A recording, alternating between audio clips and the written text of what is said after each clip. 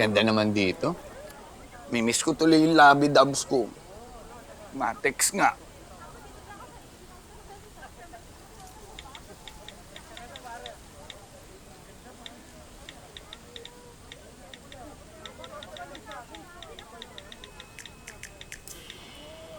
Ma'am, okay na po yung room niya. Tara na po.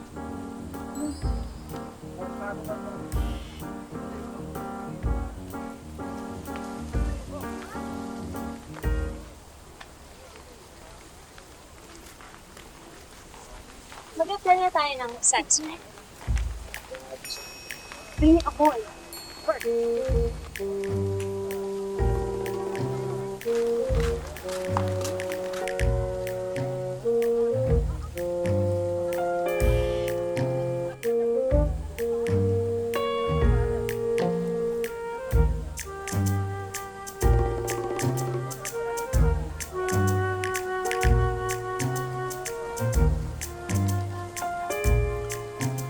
Bakla na uhaw na ako. Oo nga.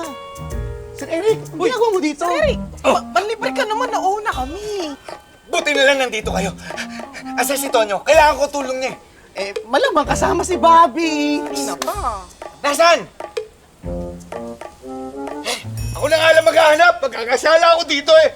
Ay, magsalang istorbo eh! Bumalik ka dito!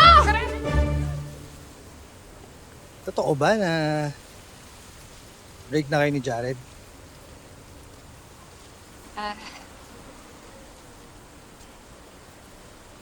Oo, sir. Nitong nakaraang araw lang. Nalaman niya kasi na hinalikan mo ko eh.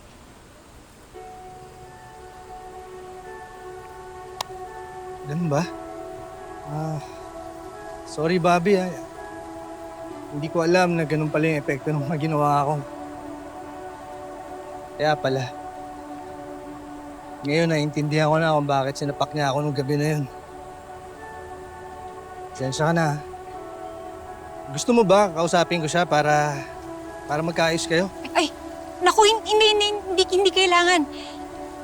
Sa totoo lang, sir, mas mabuti nga na magkahiwalay kami.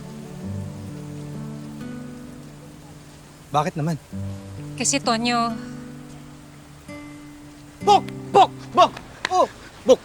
Tulungan mo ako, Bok. Kasi may mga babae doon eh. Nagpapakute sila sa akin.